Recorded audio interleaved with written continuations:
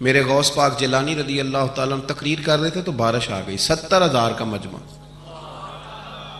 اور بغیر سپیکر کے تقریر، اور جیسی سمجھ پہلے بیٹھے آدمی کو آ رہی ہے ویسی آخری کو بھی آ رہی ہے۔ بارش آ گئی، بارش، اور جل تھل می برسنے لگا تو غوث پاک تقریر کرتے جا رہے ہیں، ہلکے بھی ادھر ادھر نہیں ہوئے، بس 2 جملے کہے تقریر روک کے، کہنے لگے اللہ تو دلوں کے حال تو جانتا ہی ہے، اگر یہ بندے میں نے اپنے لیے اکٹھے کیے ہیں تو بھگا دے سارے، اور اگر تیرے لیے اکٹھے کیے ہیں تو پھر بھی تیری مرضی ہے۔ لوگ کہتے ہیں یہ 2 جملے تھے کہ کمال تھا۔ پھر بغداد سارے میں بارش ہوتی تھی پر وہاں نہیں ہوتی تھی جہاں غوث اعظم کی محفل ہوتی تھی۔ پھر نہ بادل بھی ذرا ہٹ کے برستا تھا کہ یہاں سے ہٹ کے برسو، یہاں شیخ عبد القادر جیلانی لوگوں کو مصطفیٰ کا دین پڑھا رہے ہیں، ہٹ کے گزرتا تھا۔ آپ نے واعظ فرمایا، تبلیغ فرمائی، 400 آدمی کاغذ قلم لے کے بیٹھتے تھے جو غوث اعظم کے بیانات لکھتے تھے، آپ جو جملے کہتے تھے وہ نوٹ کرتے تھے، 400 آدمی۔ تو سارے تابع دار اس زمانے میں بھی نہیں تھے، اور نہ ہی ہوں تو مزہ آتا ہے، کوئی تھوڑے سے ہوں نا دوسرے بھی تو چلو یہی کہہ لو کہ نظر نہیں لگتی۔ اس زمانے میں بھی کچھ لوگ تھے جو کہتے تھے نہیں جی نہیں، کوئی پڑھ کے پھونکتا ہے، یہ نہیں کوئی مسئلہ ہے۔ ایک شیخ یحییٰ بن نجات تھے، صرف نحو کے امام تھے، تو وہ بھی کہنے لگے اپنے ایک شاگرد تھے کہ تیرا پیر کیا سنگاتا ہے لوگوں کو اتنی دنیا جاتی ہے۔ تو وہ مرید تھے نا، شاگرد ان کے تھے، کہنے لگے کوئی نہیں حضرت صاحب، یہ کون سا مشکل مسئلہ، میرے ساتھ چلیں، چل کے دیکھ لیں، تو وجہ میرا محبوب نہیں ڈٹھا جنوں ویک کے چند شرماوے، نا چل دیکھ لیتے ہیں، آ جا۔ تو شیخ کہتے میں پہلے دن گیا تھا میں چہرے پہ کپڑا ڈال کے، کوئی دیکھے نہ کہ اتنا بڑا مفتی بھی کسی کی تقریر سنتا ہے۔ امام راضی کہتے ہیں علم بھی حجاب بن جاتا ہے، نہیں تربیت نہیں ہونے دیتا، بندہ کہتا ہے میں پڑھا لکھا ہی بڑا، اڑ جاتا ہے۔ شیخ یحییٰ کہتے ہیں میں چہرے پہ کپڑا ڈال کے گیا، پر جب غوث پاک کی محفل میں بیٹھا، رب رسول کی بات سنی، یوں لگا کہ ساری باتیں میری کر رہے ہیں، یہ میری تربیت ہو رہی ہے۔ پھر کپڑا آہستہ آہستہ سرکنے لگا۔ پھر میرے دل میں ایک دفعہ خیال آیا کہ لوگ دیکھ لیں گے کہ اتنا بڑا ہو کہ تو بھی تقریر سنتا۔ پھر میں نے کہا جس نے دیکھنا ہے دیکھے، اب بس ٹھیک ہو گیا، غلامی کر لی تو کر لی، آزم یہاں تے لائیے ہی نہ تے جے لائیے تے پھر توڑ نہیں پائیے، دیکھنا جس نے وہ دیکھے۔ حضرت غوث اعظم رضی اللہ تعالیٰ عنہ کی محفل میں بیٹھا، کہتے میں نے عجیب نظارہ دیکھا، غوث پاک کی تقریر ختم ہوئی تو ادھر سے 5 بندے کھڑے ہوئے، حضور چور تھے پر آپ کی بات نے دل صاف کر دی، آج کے بعد پکی توبہ کرتے ہیں، محنت کر کے لوگوں کا مال بھی واپس کریں گے۔ پھر 10 ادھر سے کھڑے ہوئے، حضور بڑا لوگوں کو لوٹا ستایا، آبرو ریزی کی، آج ہم امیر ہو کے غریبوں کے پیر پکڑیں گے جا کے۔ 10 وہاں سے کھڑے ہوئے، حضور ہماری ماں روتی رہی پر ہم نے سنا نہیں، پر آپ کے قربان جائیں، جو آج آپ نے رنگ بھرا ہے نا، آج انشاءاللہ تب تک نہیں سوئیں گے جب تک اماں دعا نہ کر دے، جب تک راضی نہ ہو جائے۔ جب یہ رنگ دیکھا نا، شیخ یحییٰ کہتے ہیں میں تو پھر بدل گیا۔ اگلے دن میں ایک دھاگا لے گیا لمبا سارا، آج میں نے گننا ہے کتنے بندے توبہ کرتے ہیں۔ ہماری محفلوں میں نوٹ گنے جاتے ہیں، نوٹ، اور 3 بندے ہوتے ہیں نوٹ گننے والے، اور شرم آتی، یہ سٹیٹس رہ گیا۔ اب غوث پاک کی محفل میں گنا جاتا تھا کتنے لوگ توبہ کرتے، دھاگا میں لے گیا، چادر میں نے اوڑھ لی، اور جب محفل ختم ہوئی تو میں حضور غوث اعظم کے قریب ہی ممبر کے بیٹھا تھا، 5 بندے کھڑے ہوئے آج توبہ کرتے ہیں، میں نے 5 گرہیں لگائیں، بعد میں گن لوں گا، یہ طریقہ تھا اس دور میں گننے کا، گرہ لگا لو، گنڈ لگا لو، کہتے ہیں 5 لگائیں، پھر 6 کھڑے ہوئے، جلدی سے 6 لگائیں، پھر 7 کھڑے ہوئے توبہ کرنے والے، کہتے ہیں 6 7 تھے، میں لگاتا رہا، پھر 20 25 40 پھر 50 پھر 100 کھڑا ہونے لگا۔ اب میرے لیے گرے لگانی مشکل ہو گئی، میں کبھی بندے گنوں، کبھی غوث پاک کو دیکھوں، کبھی دھاگا دیکھوں۔ جب میں پوری طرح الجھ گیا نا تو حضور غوث اعظم نے کرم کی نظر ڈالی اور فرمانے لگے یحییٰ یار تو نے عجیب کام شروع کیا ہے، میں دلوں کی گریں کھولتا جاتا ہوں، تو لگاتا جاتا ہے، میں یہاں گریں کھول رہا ہوں اور تو لگا رہا ہے، اور پھر بھی اپنی کرامت نہیں بنائی، فرمانے لگے یہ میری وجہ سے توبہ نہیں کر رہے، یہ خدا کے فضل سے کر رہے، اور فرمایا یحییٰ خدا کا فضل گنا نہیں جا سکتا، وہ شمار نہیں کیا جا سکتا۔ 5000 یہودی اور عیسائی غوث اعظم فرماتے ہیں وہ ہیں جنہیں میں جانتا ہوں جو میرے ہاتھ پہ کلمہ پڑھ کے مسلمان ہوئے۔ آپ آج کروڑوں کی آبادی میں رہتے ہیں نا، اس لیے 5,000 کو چھوٹا سمجھتے ہیں، اور جہاں آبادی کل 25,000 ہو، اور اس علاقے میں یہودی عیسائی ہوں ہی اتنے، اور وہ سارے ہی آ کے غوث پاک کے ہاتھ پہ کلمہ پڑھ جائیں، پھر آپ اندازہ فرمائیں کہ حال کیا ہوگا۔ اور جنہوں نے توبہ کری وہ تو لاکھوں میں، گنے نہیں جا سکتے۔ پتہ کیا ہے، ہم لوگوں نے نا دین کو اس کے مزاج کے مطابق سمجھنا ہے، پھر ہمیں دین فائدہ دے گا۔ غوث اعظم رضی اللہ تعالیٰ عنہ صبح مدرسے میں بیٹھ کر سبق پڑھاتے تھے، اسباق بھی پڑھاتے تھے، بچوں کو سبق دیتے تھے، اور باقاعدہ سبق جو کتاب و سنت کے ہمارے مدارس میں مروجہ اسباق ہیں وہ پڑھایا کرتے تھے، اور صبح کے وقت تفسیر کا درس دیتے تھے، عصر کے بعد فقہ پڑھاتے تھے۔ آپ یہ دیکھو یار، ایک بات اچھی طرح سمجھنا، ایک صوفی صاحب تربیت کر رہے ہیں اپنے لفظوں کے ساتھ، اس تربیت میں زیادہ اثر ہوگا کہ اگر وہ قرآن پاک کی آیت پڑھ کے تربیت کریں گے تو اس میں زیادہ اثر ہوگا۔ لوگ سمجھتے نہیں بات کو، کہتے ہیں جی وہ حضرت کی باتیں سن کے آئے ہوں۔ او بھائی، حضرت اگر درس قرآن دیں گے تو وہ نکلے گا حضرت کے منہ سے ہی، پر پیغام اللہ رسول کا ہوگا۔ وہ تربیت اس رنگ میں کریں۔ اگر وہ درس حدیث دیں گے تو وہ سمجھائیں گے ہمیں ہی، پر پیچھے جو بات ہوگی وہ مدینے والے رسول کی ہوگی۔ یہ ہمارے بزرگوں نے، اس کو آپ سمجھ لیں کہ تربیت قرآن و سنت ہے۔ ہم اللہ والے کے پاس جب جاتے ہیں تو وہ ہمیں ہماری سوچ کے مطابق قرآن و سنت کی، ہماری عقل کے مطابق تشریح کر کے ہمارے دل میں اتار دیتا ہے۔ اتنا سا مسئلہ ہے۔ اب غوث پاک سبق بھی پڑھاتے، درس بھی دیتے، ہفتے میں 3 تقریریں کرتے،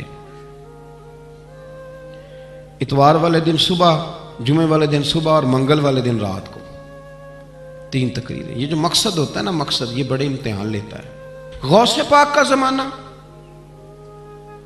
فقدان سہولیات کا، اور مقصد کی لگن یہ کہ 70,000 بندہ آ گیا تقریر سننے، اور یہ کہ لوگ آئے ہیں مہینوں کا سفر کر کے، کوئی گھوڑے پہ، کوئی اونٹ پہ، کوئی خچر پہ، کہ غوث پاک سے بات سنیں گے، اللہ دل صاف کرے گا۔ تقریر بھی تیار تھی، اور اپنے بیٹے کا جنازہ بھی تیار تھا۔ جے سونا ہی میرے دکھ وچ راضی، کسی نے کان میں کہا حضور جنازہ وہی ٹائم ہے، تیاری ہو گئی، اور وہی محفل کا ٹائم ہے، تو تھوڑا وقت نہ تبدیل کر لیں۔ تو غوث اعظم فرمانے لگے میرا رب کریم جانتا ہے نا کہ یہ وقت لوگوں کے آنے کا ہے، تو اگر بیٹے کے لیے جناب اسرائیل کو بھیجا ہے تو جس بات میں اللہ راضی ہے میں بھی راضی ہوں۔ حضور کریں گے کیا؟ فرمایا جنازہ تیار لے کے کر کے محفل میں آ جانا، میں 4 تکبیریں پڑھ کے پتر کا جنازہ پڑھا دوں گا، تم میرا بیٹا رب رسول کے حوالے کرنا، اور میں بیٹھ کے لوگوں کو اللہ رسول کا دین سکھاؤں۔ یہ لگن ہے مقصد کی، یہ درد ہے۔ اس درد میں لپیٹ کر جب لوگوں کو دین پڑھایا جاتا ہے نا، تو پھر وہ تقریریں نہیں ہوتی، پھر وہ دین روحوں تک اتر جاتا ہے۔ اس درد کے اندر جب لپیٹ کر حضور غوث پاک نے یعنی ممبر سے اترے اور بیٹے کا جنازہ پڑھایا، پھر ممبر پہ بیٹھ گئے، پھر رسول اللہ کا دین، اور زندگی ساری دین پڑھایا، اور ساری زندگی پیغام دیا، اور اللہ کے بندوں سے پیار کیا، رب کریم کے بندوں سے محبت کی۔ غوث اعظم رضی اللہ تعالیٰ عنہ کشتی جہاں چلتی تھی نا دجلہ کے کنارے، وہاں کھڑے تھے تو ایک غریب آدمی رو رہا تھا، تو غوث اعظم رضی اللہ تعالیٰ عنہ نے اسے بلا کے کہا کیوں روتے ہو؟ کہنے لگا حضور غریبی مستقل رونے والا مضمون ہے، یہ موضوع ہی رونے والا ہے، سب روگاں دا روگ محمد جس دا نام غریبی، کنڈ بلا کے لنگ جان دینی دوست یار قریبی، یہ عنوان ہی رونے والا ہے، میں کیا کروں؟ فرمایا کیا ہوا؟ عرض کی حضور غریب ہوں، کرایہ کوئی نہیں تھا، بیٹھ گیا ہوں کشتی پہ، ملا مجھے جانتا ہے، میرے محلے کا ہے، میں نے اسے کہا پیسے بعد میں لے لینا، تو مجھے سفر کرا دے، لیکن اس نے کہا میں نے مفت خوروں کے لیے کشتی نہیں بنائی، نیچے اتار دیا۔ حضور چلو نہ لے جاتا بات الگ تھی، لیکن سارے محلے داروں میں جو میری ذلت ہوئی وہ مجھے بڑی تکلیف کر گئی۔ غوث پاک نے خالی تسلی نہیں دی، میری تھپکی نہیں دی، گھر گئے 100 دینار لائے، ملاح کو بلایا، اس کو 100 دینار تھما کے فرمانے لگے آج کے بعد جو غریب آئے نا اسے رسوا نہ کرنا، اسے عبد القادر جیلانی کے کرائے پہ سفر کرا دے۔ اسے عبد القادر جیلانی کے کرائے پہ سفر کرانا، یہ کرایا، اور جب ختم ہو گئے تو پیسے اور بھی دوں گا۔ لوگوں سے پیار کیا، اللہ کے بندوں سے محبت فرمائی، آنے والوں کا خیال رکھا۔ اب ایک مسئلہ ہے بدگمانیوں کا، اس کا علاج کوئی نہیں، بدگمانیوں کا کوئی علاج نہیں۔ کچھ لوگوں کو اس دور میں بھی بدگمانیاں تھیں کہ دیکھو اتنے سارے جناب تحفے تحائف اور فلانی شہر، لوگوں کو تحفے آتے نظر آتے ہیں، واپس جاتے نظر نہیں آتے۔ لوگوں کو آتے نظر آتے ہیں پر واپس جاتے نظر، بڑا بڑا مسئلہ ہوتا ہے۔ آپ کو ہر چیز کا حساب کتاب دینا پڑتا ہے اور آپ بڑی مشکل میں آ جاتے ہیں۔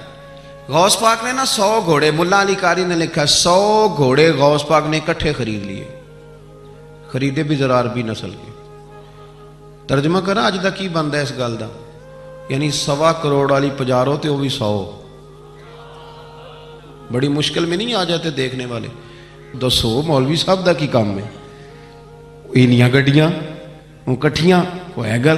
تو غوث پاک نے 100 گھوڑے کٹھے ہی، یہاں ایک روایت ہے کہ 50 گھوڑے عربی نسل کے مہنگے، اس دور میں وہی عربی نسل کے گھوڑے کمانا وہی تھا جو آج آپ کے یہاں نا لینڈ کروزر کمانا ہے۔ ایک غوث پاک کا مرید تھا تو ایک شخص سے کہنے لگا چل میں تجھے اپنے پیر صاحب سے ملا کے لاؤں۔ ملا علی قاری نے اس کو لکھا ہے، تو وہ کہنے لگے میں نہیں جاتا پیروں کے پاس۔ اس نے کہا چل تو صحیح، وہ لے آیا۔ پہلے دن داخل ہوئے تو غوث پاک کے استبل میں 50 گھوڑے بندھے ہوئے۔ پہلا ہی شکوہ، کہنے لگا یار غصہ نہ کرنا، یہی ہوتی ہے نا باتیں، سٹائل بھی یہی ہوتا، غصہ نہ کرنا، ویسے ایک گھوڑے سے بھی کام چل ہی سکتا ہے۔ آپ کو پتہ ہے نا بڑا بڑا لوگوں کو یاد آتا ہے غریبوں کی بچیاں اور فلانی شے اور غریب اور یہ بڑی بڑی چیزیں یاد آ، اس کو بھی یاد آ، غصہ نہ کرنا۔ میں اب اس بیچارے کے پاس جواب بھی کوئی نہیں تھا کہ حضرت صاحب بات تو ٹھیک ہی ہے، لیکن جب آپ کسی کے ہاتھ پہ بیعت کر لیتے ہیں نا، پھر آپ کا ان کہانیوں میں الجھنا بنتا نہیں۔ پھر آج یہ تو باتیں پہلے کی تھی نا، سوچتے پہلے تو بات ہو گئی، اب تو عمل کرنا ہے۔ تو ہوتے ہیں کچھ کچے بندے بھی بیچارے جو ساری زندگی سیدھے سیدھے ہونے میں ہی ٹائم گزار دیتے ہیں، اور جب تک پکے ہوتے ہیں تب تک کام ہی کھرا ختم ہو جاتا ہے۔ غوث پاک کا وہ مرید کہنے لگا یار بات تو تیری ٹھیک ہے، پر چلو میں پتہ کروں گا 50 کیوں ہیں، آئے ملے، لیکن وہ روز تنگ کرتا وہ بندہ۔ پھر پوچھا پیر صاحب سے 50 گھوڑے کیوں رکھے، پھر پوچھا پیر صاحب سے۔ یہ اس شخص نے لکھا ہے جنہوں نے مشکات کی شرح بھی لکھی ہے، میں صوفی درویش کی بات نہیں کر رہا، ایک محدث کی بات کر رہا ہوں جنہوں نے بات لکھی ہے۔ فرمانے لگے وہی بندہ اعتراض کرنے والا بیمار ہو گیا، جگر میں کوئی ایسی تکلیف ہوئی کہ بغداد کے سب سے بڑے طبیب نے کہا کہ تیرا علاج صرف ایک صورت میں ممکن ہے کہ عربی نسل کا گھوڑا ہو، اسے ذبح کریں گے، اس کا جگر نکالیں گے، وہ تجھے کھلائیں گے دوائی میں، اور 50 گھوڑے ہوں گے تو ٹھیک ہوگا۔ اب مسئلہ جب یہاں تک پہنچ گیا تو مرتا کیا نہ کرتا۔ پھر اپنے اسنگی سے کہنے لگا چل پیر صاحب کے پاس۔ اس نے کہا میں نہیں ہوں جانا۔ اس نے کہا نہیں تیری مہربانی، اور تو کوئی کسی اور چیز پہ بھی تو اللہ کا واسطہ، وہ مانیں گے ہی نہیں۔ اس نے کہا پیر پکڑوں گا، میں منت کروں گا، میں خدا رسول کے واسطے دوں، ایک دفعہ چل ورنہ مر جاؤں گا۔ اب مرنے والا بندہ کیا کرے، جب موت سامنے نظر آئے تو گیا غوث پاک کے پاس، اور کہتا ہے سارے رستے سوچتا گیا کہ پیروں پہ سر رکھوں گا، پگڑی اتاروں گا، یہ کروں گا، منت کروں گا، ماں کی بات سناؤں گا، اپنی بہنوں کا واسطہ دوں گا، بڑا کچھ کروں گا، حضور آ اس کے صدقے مان جائیں، چھوٹے بچوں کی بات سن، سارے رستے تیاری کرتا گیا۔ لیکن جب غوث پاک جیلانی کی ڈیوڑی میں قدم رکھا تو شیخ عبد القادر جیلانی دیکھ کے مسکرائے، فرمانے لگے او یار تجھے بڑا شکوہ تھا میرے گھوڑوں پہ، اصل میں نا تو ایک دن میری گلی سے گزر رہا تھا، میں نے تیرے ماتھے پہ نظر ڈالی تو سمجھ آ گئی تو بیمار ہو جائے گا، اور تیرا علاج بھی 50 گھوڑوں سے ہوگا، میں نے 50 کیا کرنے تھے، میں نے تو تیرے لیے منگا کے رکھے ہوئے ہیں۔ کچھ تو مجبوریاں رہی ہوں گی، یوں ہی کوئی بے وفا نہیں ہوتا، او خدا کے بندے تیرے لیے رکھے ہیں۔ فرمایا چارہ ڈالنے کی بھی ضرورت نہیں، وہ میرے مرید ہی ڈالیں گے، تو روز آیا کر، ایک لے جایا کر، اپنا علاج کرا۔ کرنے لگا حضور مرید کر لیں، فرمانے لگے جو اتنے امتحان لے کے بیعت کرے اسے نہیں کیا کرتے، تو مرید ہی ہے، تو لے جا کھا۔ اور اپنا آج تک لوگوں کو بدگمانیاں ہوتی ہیں، اور جو عمل کرنے والے تھے، اللہ والوں کی بات ماننے والے تھے، وہ بات مان کے درجات بھی لے گئے، اور جو کہانیوں میں تھے وہ بیچارے آج تک کہانیوں میں ہیں، ابھی تک ان کا الجبرا اور ہندسہ کا رزلٹ کوئی نہیں آیا، ابھی تک یہاں کہانیاں۔ ان بزرگوں کی تعلیمات پر عمل کریں۔ غوث پاک رضی اللہ تعالیٰ عنہ کی ساری زندگی پڑھو گے تو جو چیز سب سے زیادہ نظر آئے گی، حضور غوث پاک رضی اللہ تعالیٰ عنہ نے نبی پاک صلی اللہ علیہ وسلم کی اتباع میں وقت گزارا ہے۔ کچھ بندے اللہ کے بڑے خاص ہوتے ہیں، حضور غوث پاک رضی اللہ تعالیٰ عنہ کو اللہ نے اعزاز عطا فرمایا، شان عطا فرمائی کہ غوث اعظم درمیان اولیاء، جو محمد درمیان انبیاء۔ اس طرح نبیوں میں رسول کریم کا مقام ہے نا، اس طرح ولیوں میں غوث پاک جیلانی کا مقام ہے۔ حضور غوث پاک رضی اللہ تعالیٰ عنہ کو اللہ نے کئی اعزازات دیے۔ سب سے بڑی بات یہ کہ اللہ نے انہیں کرامات عطا کی۔ کرامت دین کا پورا ایک حصہ ہے۔ ہمارے یہاں نا لوگ کہتے ہیں اخلاق بیان کریں جی، وہ کہتے کیا تھے؟ کرامت کیا ہوتی؟ بھئی کرامت تو قرآن پاک نے بیان فرمائی۔ آصف بن برخیہ جناب بلقیس کا ملکہ بلقیس کا تخت لائے تھے، یہ اللہ نے کیوں آیت نازل کی قرآن پاک میں؟ وہ قصہ کہانی ہے کہ وہ جی تخت لائیں، یہ کیوں بیان کی؟ اور تخت آیا کس طرح آیا؟ انہوں نے کہا کہ آنکھ جھپکنے سے پہلے آ جائے گا، پھر آیا کہ نہیں آیا؟ ان سے پوچھا یہ کیسے آیا؟ کہنے لگے ھذا من فضل ربی۔ او سنگیو، صرف حضرت سلیمان علیہ السلام کا امتی تخت لا سکتا ہے، نبی پاک کا غلام نہیں لا سکتا؟ یار آپ نے کرامت کا انکار کر کے اپنے آپ کو کمزور کر لیا۔ اور نہیں جی نہیں، یہ کیسے ہو؟ کیا مطلب ہے اس کا؟ آپ سورہ نمل روز پڑھیں اور جناب سلیمان علیہ السلام کے امتی کی شان بیان کریں کہ وہ آنکھ جھپکنے سے پہلے 80 گز اونچا، 80 گز چوڑا، 80 من وزنی تخت آنکھ جھپکنے سے پہلے لے آئے۔ کسی بندے کا ایمان خراب نہیں ہوتا۔ اور میرے غوث پاک جیلانی، یہ وہ بندے ہیں جن کے بارے میں نبی پاک نے فرمایا کہ میری امت کے علماء بنی اسرائیل کے نبیوں کی طرح ہیں، امتیوں کی طرح نہیں۔ کن کی طرح؟ نبیوں کی طرح، نبیوں کی طرح۔ حضرت غوث پاک رضی اللہ تعالیٰ ہم کو ملانگ لوگ نہیں ہیں، الحمدللہ تعالیٰ ہم تو غوث پاک کی کرامت بھی مانتے ہیں پر قرآن و سنت کی اینک لگا کے مانتے ہیں۔ یہ میری بات سمجھ لیں۔ حضرت غوث پاک رضی اللہ تعالیٰ عنہ طالب علموں کو سبق پڑھا رہے تھے، تو سبق پڑھاتے پڑھاتے نا ہاتھ آگے بڑھایا تو اچانک ہاتھ واپس آیا تو گیلا ہو گیا تھا سارا۔ تو شاگرد بھی بڑے سیانے ہوتے ہیں، انہوں نے سبق چھوڑ دیا، استاد جی کے گیلے بازو کو دیکھنا شروع کیا۔ حضور یہ کیا ہے؟ تو غوث پاک بھی غوث پاک تھے۔ ہر بندے کا ہاضمہ اتنا اچھا نہیں ہوتا کہ اس کو ہر بات ہضم ہو جائے، کئیوں کو بدہضمی بھی بڑی سخت ہوتی ہے، کھٹے کھٹے ڈکار آتے ہیں بات سن کے، کانوں سے دھواں بھی نکلتے ہیں کئی دفعہ۔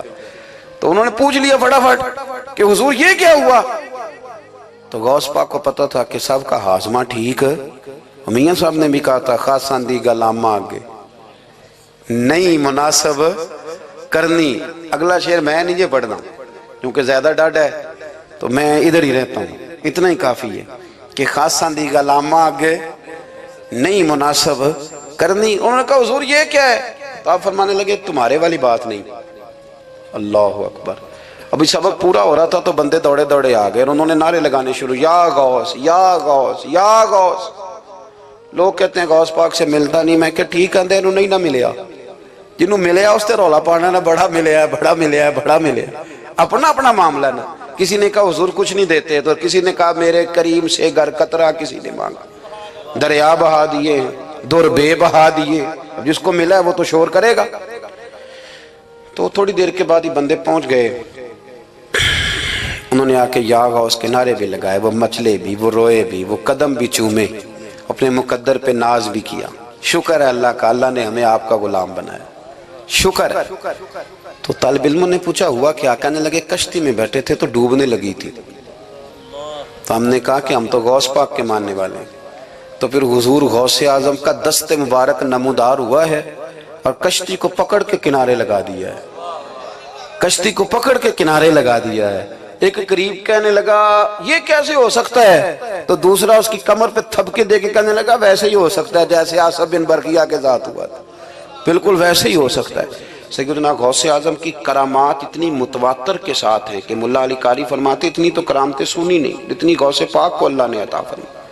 رب کریم نے انہیں درجہ دیا، وقار دیا، ان کی دعاؤں کو قبولیت دی، اللہ نے انہیں اعزاز کے ساتھ نوازا، اللہ نے ان پر فضل فرمایا۔ ایک تاجر تھا تو ملک شام جاتا تھا اکثر تجارت کرنے کے لیے، مال کما کے لاتا، غریبوں کی بھی مدد کرتا، مدارس کی، مساجد کی، سب جگہ جہاں دین کی ضرورت ہوتی پہنچتا۔ ایک بغداد میں اور درویش بھی گزرے جن کا نام شیخ حماد ہے، وہ بھی بڑے درویش تھے۔ وہ تاجر شیخ حماد کے پاس گیا، کہنے لگا میرے لیے دعا کر دے، میں جا رہا ہوں سفر کے لیے۔ تو انہوں نے کہا میں صبح بتاؤں گا۔ استخارہ کیا، صبح کہنے لگے نہ جانا، تیرا مال بھی لٹ جائے گا اور تو قتل بھی ہو جائے گا۔ وہ بڑا پریشان ہوا، حضور غوث پاک کے پاس گیا، کہنے لگا حضور وہاں بھی میں نے کہلا بھیج دیا ہے، سامان میرا پڑا ہے، جاؤں گا نہیں، پیمنٹ نہیں کروں گا، ملے گا نہیں تو خسارہ ہو جائے گا، مہربانی فرمائے۔ غوث پاک نے مراقبہ کیا، فرمایا تو جا، اللہ خیر کرے گا، تو جا، اللہ خیر کرے گا۔ مرید کا عمل کے یقین، پیر کا عمل کے یقین، چلے آپ فیصلہ کر لیں تو میں آگے بڑھتا ہوں۔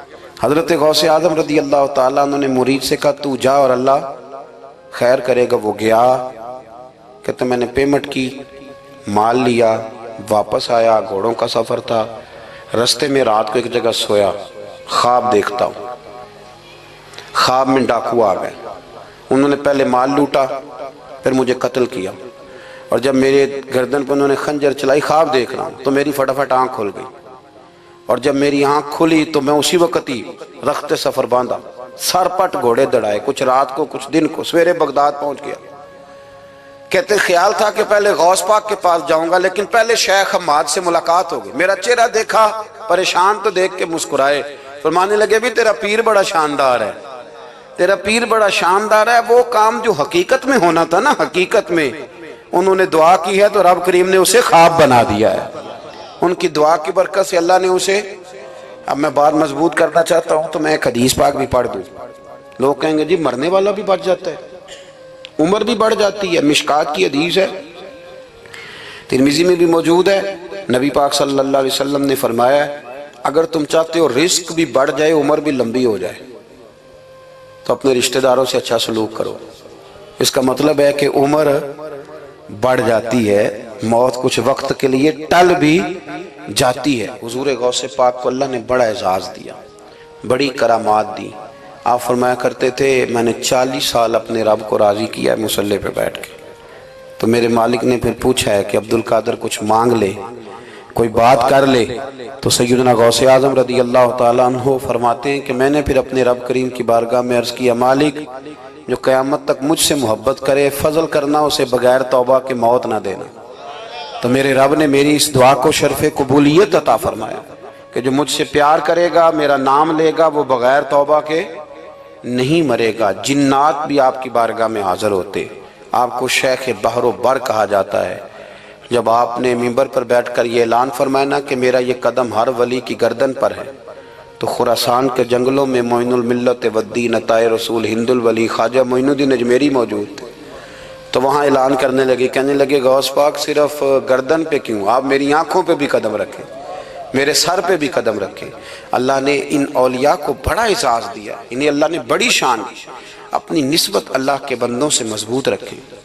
ضروری نہیں کہ آپ کسی جگہ مرید ہی ہوں گے تو آپ کی نسبت مضبوط ہوگی، آپ خواجہ معین الدین سے پیار کریں، آپ حضرت بہاؤالحق نقشبند بخاری سے پیار کریں، داتا علی اجویری سے پیار کریں، آپ غوث پاک جیلانی سے، آپ اللہ کے نیک بندوں سے محبت کریں، ان کا تذکرہ سنیں۔ اب تو پوری مہم چلی ہوئی ہے اللہ کے بندوں کے خلاف، لوگوں نے ایسا وار چلایا کہ بس جی کچھ بھی نہیں جی، آپ چھوڑیں، آپ ڈائریکٹ کتاب و سنت کو پڑھیں، کوئی بھی نہیں جی، کوئی ولی نہیں، تو پھر وہ جو اتنی آیتیں ہیں، وہ حدیثیں ہیں، وہ سارا کچھ، اس کا مطلب ہے امت میں ولی ہوتے ہی نہیں۔ تو الا ان اولیاء اللہ لا خوف علیہم ولا هم يحزنون کا کیا معنی ہے؟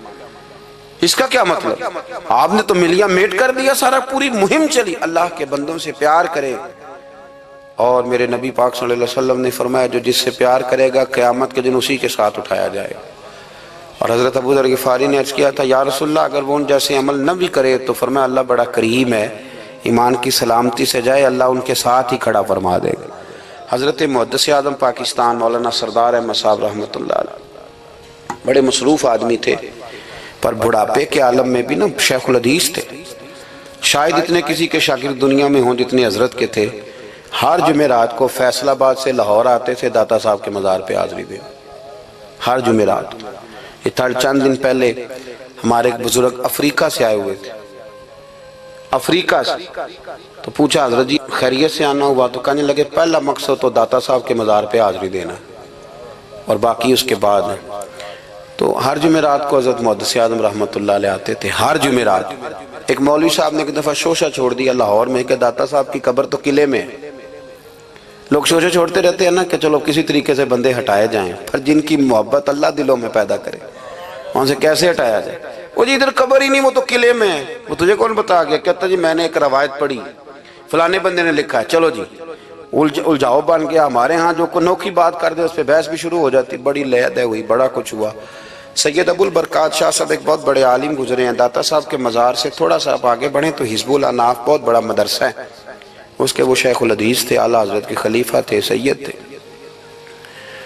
حضرت مولانا سردار احمد صاحب سپیشل فیصل آباد سے آئے، سید صاحب کو وہاں سے ساتھ لیا، داتا صاحب کی مسجد کا سپیکر کھولا اور کھول کے فرمانے لگے جس بندے کو شک ہے نا کہ داتا صاحب یہاں موجود نہیں، قلعے میں ہیں، وہ آ جائے، میں داتا صاحب کو آواز دوں گا، داتا صاحب قبر سے بول کے کہیں گے میں اندر ہی ہوں، آ جائے، میں آواز دے۔ بات ویسے کافی بڑی ہے، آپ کے اگر ذوق اس پر توجہ دے تو داتا صاحب اندر سے بولیں گے اور کہیں گے کہ نہیں میں یہی ہوں۔ وہ سید صاحب کہتے ہیں کہ مینوں تساں ایک کار تے نہیں دسی یہ گل، ساتھ ہی لے آئے ہو، وہ گھر میں بتانا تھا۔ اور کہتے ہیں جبہ کھینچ کے نا محدث اعظم کا، کہنے لگے مولانا آپ نے بڑا دعویٰ کر دیا ہے، بڑا دعویٰ کر دیا آپ کہ داتا صاحب اندر سے بولتے، بڑا دعویٰ ہے۔ مولانا سردار احمد صاحب فرمانے لگے سید صاحب اپنی مرضی سے نہیں کیا، داتا صاحب سے پوچھ کے کیا ہے، داتا صاحب نے مجھے کہا ہے تو آواز دینا اور میں اندر سے بول پڑوں گا۔ فرمایا میں کل شام تک ادھر بیٹھا ہوں، جس کا دل کرے وہ آئے، میں انشاءاللہ تعالی آواز دوں گا اور علی بن عثمان حجویری قبر کے اندر سے بولیں گے، لیکن چونکہ پیچھے کرم تھا نا لہذا آیا کوئی بھی نہیں، پہنچا کوئی بندہ۔ تو یاد رکھیں اللہ کے بندوں سے پیار کریں۔ تنقید والے بندے ساری زندگی بیچارے اسی کھاتے میں رہے، کچھ نہیں بن سکا، خود بھی بے سرور رہے، دوسروں کو بھی بے سواد کیا، اپنے آپ کو مزیدار کریں۔ دو باتیں میں نے سیرت کی عرض کی ہیں، ایک تو اشتعال انگیزی سے بچیں زندگی میں، کبھی بھی کوئی کتنا مرضی لوگ اشتعال تو دلائیں گے، اشتعال میں نہ آئیں۔ اور دوسری بات یہ کہ جلدی کریں دین پر عمل کرنے میں، لیٹ نہ کریں، سرکار نے جلدی فرمائی ہمیں دین دینے میں۔ اور پھر ایک بات میں نے آپ کی خدمت میں یہ عرض کی ہے کہ اللہ کے ولیوں سے پیار کریں، اللہ ہمیں سمجھنے کی توفیق عطا فرمائے۔